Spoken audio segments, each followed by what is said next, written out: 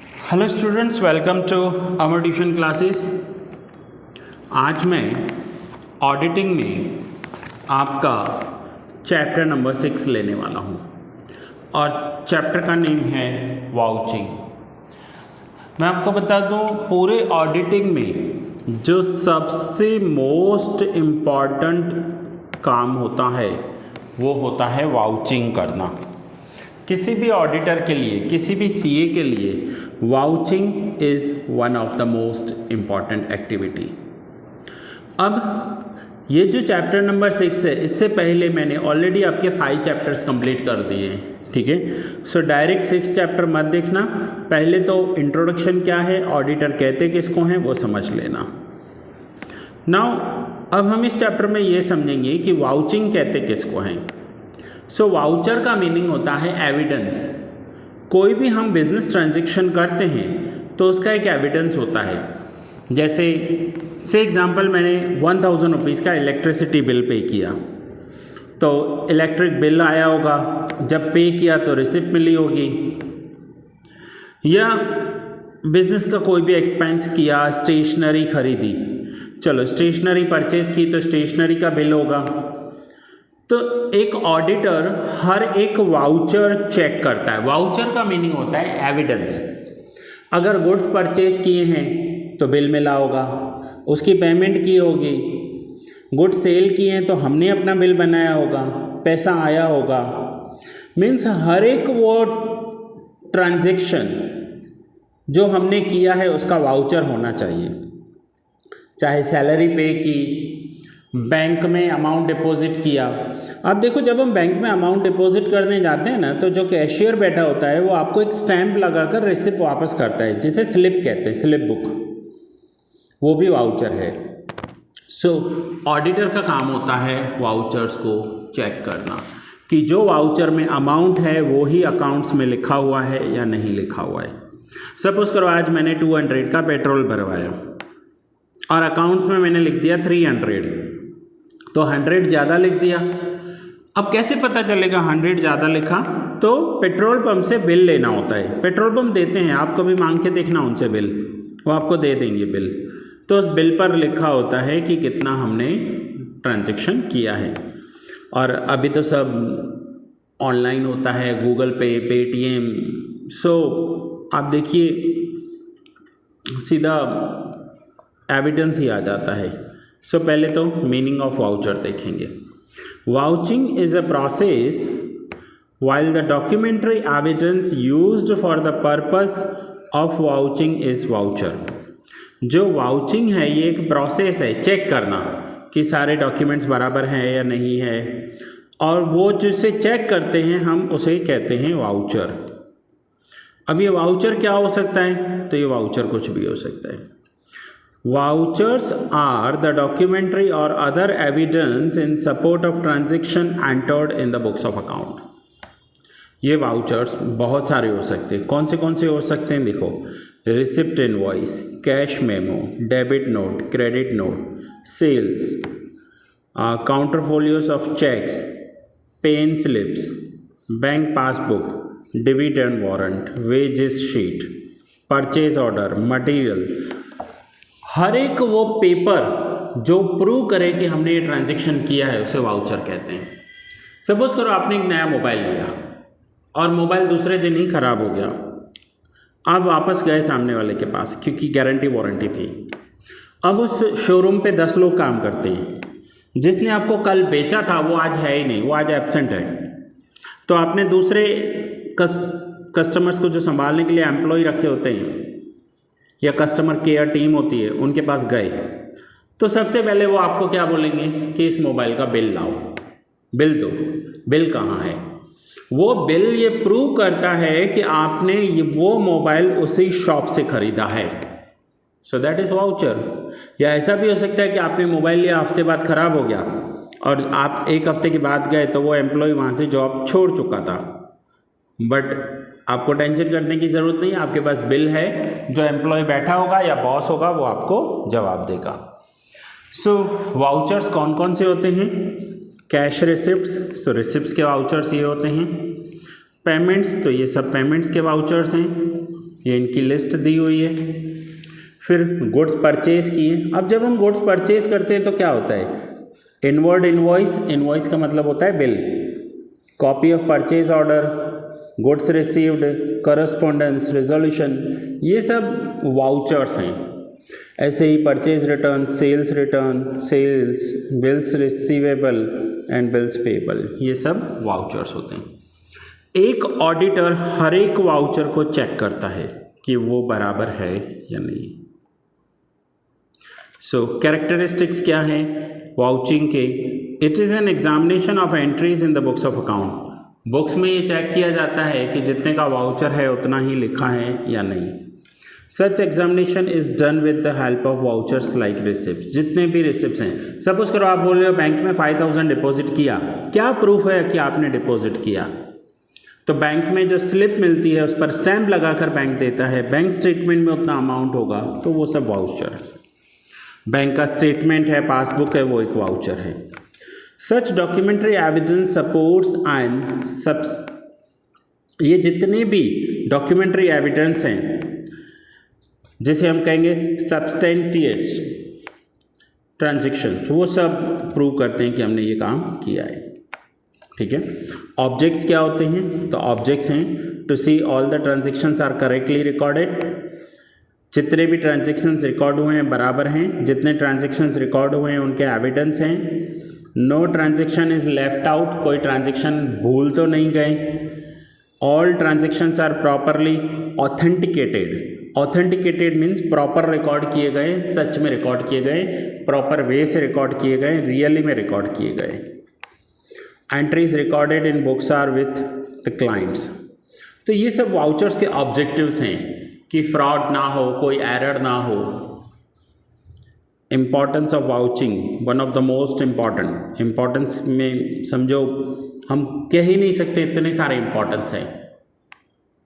ऐसे बहुत सारे स्टूडेंट्स भी होते हैं घर से फीस ले लेते हैं ट्यूशन्स की और ट्यूशन टीचर को देते नहीं है। फिर जब ट्यूशन टीचर का कॉल जाता है ना पेरेंट्स के पास, तो पेरेंट्स बोलते हैं हमने तो लास्ट मंथ दे दी थी, अब कैसे प्रूव हो कि आप दी या नहीं दी? So that is also voucher, कि आपको आपने फीस पे की होगी तो आपको रिसिप्ट मिली होगी, स्कूल से, ट्यूशन से, कहीं से भी। नहीं पे की होगी तो नहीं होगी रिसिप्ट, सिंपल। हाँ, ये मत बोलना कि बहुत सारे ट्यूशन क्लासेस या कोचिंग क्लासेस या कोचिंग टीचर्स रिसिप्ट नहीं देते हैं। मैं आपको पूरी ऑफिशियल रिसिप्ट देता हूँ। जितने भी स्टूडेंट्स मेरे पास होकर गए हैं उन्हें पता है पूरा ऑफिशियल रिसिप्ट आपको मिलेगा, चाहे आप 1000 रुपया पे करो, चाहे आप 5000 पे करो, पूरी रिसिप्ट आपको मिलती है। ठीक है। और मैं 99% प्रेफर करता हूँ कि ऑनलाइन या चेक से आप पेमेंट करो, ताकि कोई प्रॉब्लम ही नहीं, एक एविडेंस है कि ये फीस आई है। सो इम्पॉर्टेंस क्या है? First is reliable examination, reliable है, प्रॉपर है। Examination of original evidence, original evidence जो होते हैं हम उसे चेक कर सकते हैं। डिटेक्शन ऑफ एरर, कोई भी एरर होगा तो इनिशियल स्टेज पर मिल जाएगा। And keeps the auditor alert, auditor alert हो जाएगा कि कोई प्रॉब्लम होगा तो। अब ये एक छोटा सा चैप्टर है, ज़्यादा बड़ा चैप्टर भी नहीं है, बट है इम्पॉर्टेंट। मैं एक ही लेक्चर में पूरा चैप्टर कवर कर लेता हूँ। ठीक है।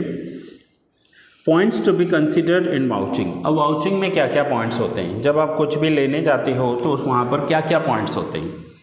देखिए, एक बिल में क्या क्या पॉइंट्स होते हैं? बिल का serial number, date, name, address, amount, particulars, approval and signature, revenue stamps, continuous vouching, cancelling the voucher, period, entry in the books of account and list of missing vouchers। अब मैं आपको एक bill दिखा रहा हूँ जो यहाँ पर आपके बुक में ही दिया हुआ है। अब बिल के ऊपर लिखा हुआ है कैश मेमो, इसका मतलब ये कैश ट्रांजैक्शन है, क्रेडिट ट्रांजैक्शन नहीं है। ठीक है, ये एक कैश ट्रांजैक्शन है। बिल नंबर है 777। जो सेलर है उस सेलर का नेम है एम वाड़ीलाल एंड कंपनी। अब अगर मैं सपोज करो एम वाड़ीलाल एंड कंपनी के अकाउंट्स बना रहा हूँ या उनके अकाउंट्स चेक कर रहा हूँ या मैं उनका ऑडिटर हूँ, तो ये हमारे लिए सेल हो जाएगा। और अगर ये सेल किसको किया गया है? जय हिंद फर्नीचर मार्ट। अगर मैं जय हिंद के अकाउंट्स बना रहा हूँ तो ये हमारे लिए परचेज हो जाएगा। ऊपर सेलर का नाम आता है, नीचे परचेजर का नाम। अब ये इसकी बिजनेस लाइन लिखी हुई है कि वो लोग क्या करते हैं, dealers in decorative laminate sheets and plywood. अब ये उसका एड्रेस लिखा हुआ है और डेट लिखी हुई है। उसके बाद जय हिंद फर्नीचर मार्ट मीन्स ये बायर है, परचेजर है। पहले सीरियल नंबर लिखा हुआ है, फिर आइटम लिखी हुई है, particulars, PG plywood sheets 12 size लिखा हुआ है, 12 इंचेस भी हो सकते हैं, 12 फीट्स भी हो सकते हैं, डिपेंड ये कैसे लिखते हैं। नंबर मीन्स कितनी क्वांटिटी ली है, आप यहाँ क्वांटिटी लिख सकते हो, मोस्टली लोग क्वांटिटी लिखते हैं, इन्होंने नंबर्स लिखे हैं तो यहाँ पर क्वांटिटी मीनिंग सेम होगी, ठीक है। क्वांटिटी 10, रेट 66 रुपीज़, सो 66 इंटू 10 660। उसके बाद प्लाईवुड लिया है, क्वांटिटी 10, रेट 25, 250 टोटल किया। अब उस टोटल पर 5% CGST 5% SGST लगाया है एंड फाइनली उसका टोटल लेकर आए हैं 1000 रुपीज़। फिर यहाँ पर लिखा हुआ है ₹1001 पैसा ओनली, 1000 रुपीज़ और 100 पैसा। ओके, देन लिखा हुआ है प्रिपेयर्ड बाय, ये बिल किसने बनाया, चेक्ड बाय, ये बिल चेक किसने किया। लास्ट में लिखा हुआ है एक वर्ड लिखा हुआ है E&OE। E&OE का मतलब होता है, अगर मैं आपको गुजराती में बताऊं तो इसे कहते हैं भूल चूक लेवी देवी। भूल चूक लेवी देवी का मतलब क्या होता है कि अगर बिल बनाने में कोई भी मिस्टेक हुई है, कोई भी भूल चूक हुई है तो वो हम आपस में समझ लेंगे। इंग्लिश में कहते हैं E&OE, इसका फुल फॉर्म होता है errors and omissions are expected. ठीक है, सपोज करो कि इन्होंने लिखा है 25 इंटू 10 250।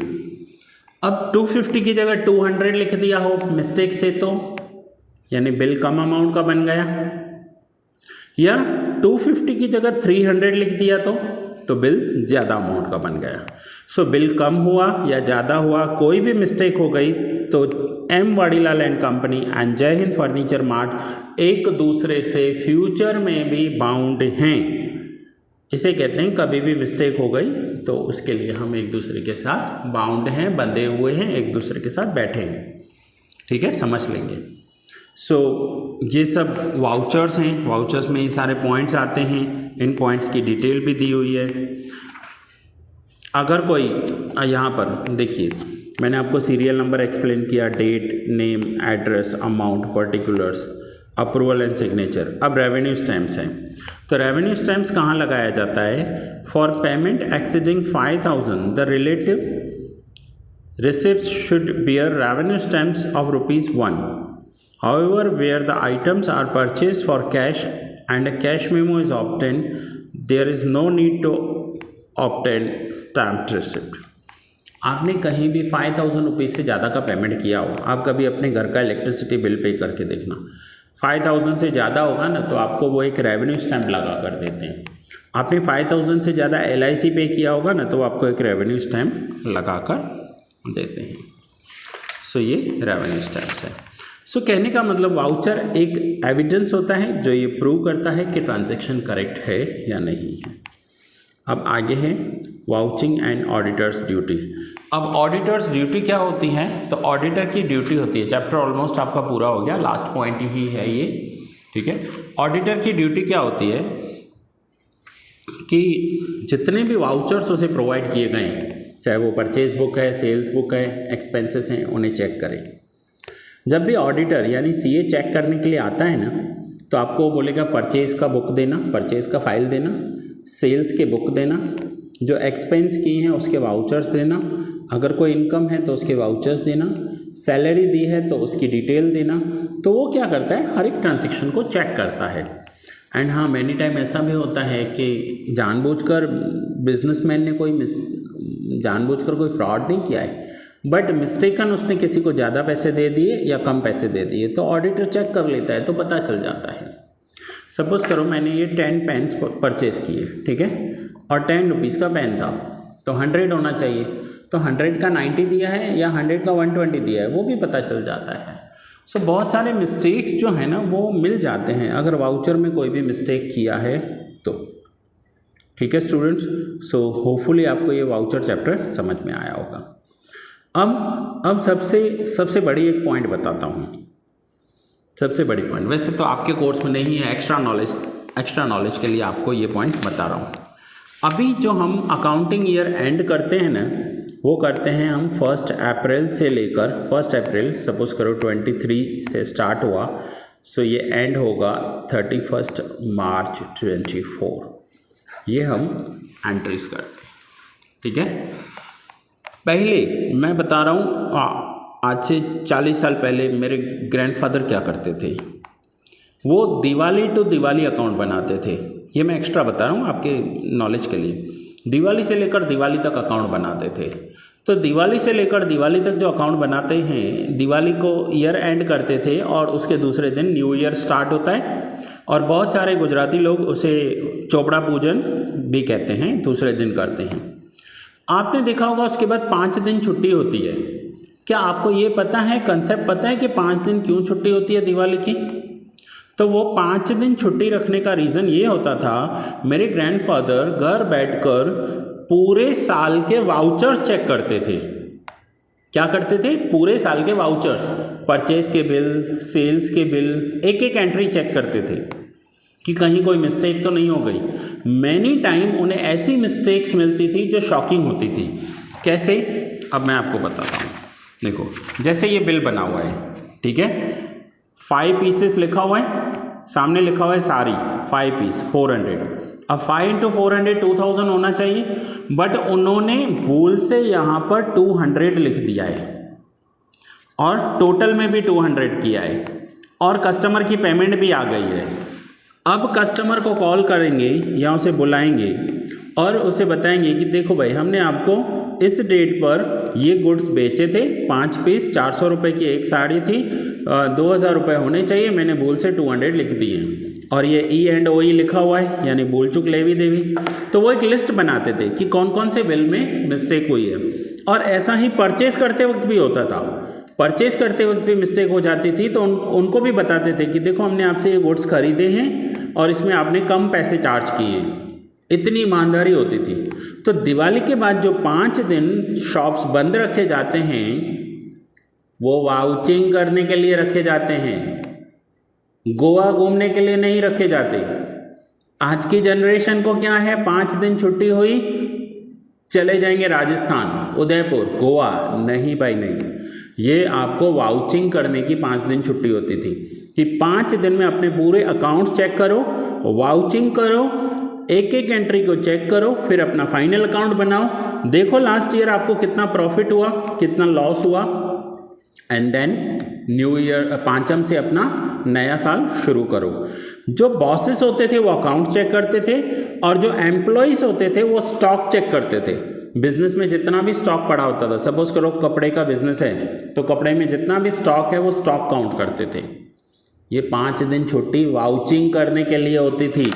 आज हमें ये मॉडर्न अकाउंटिंग सिस्टम समझा रहा है कि वाउचिंग करनी चाहिए, ठीक है, एक चार्टर्ड अकाउंटेंट को करनी चाहिए।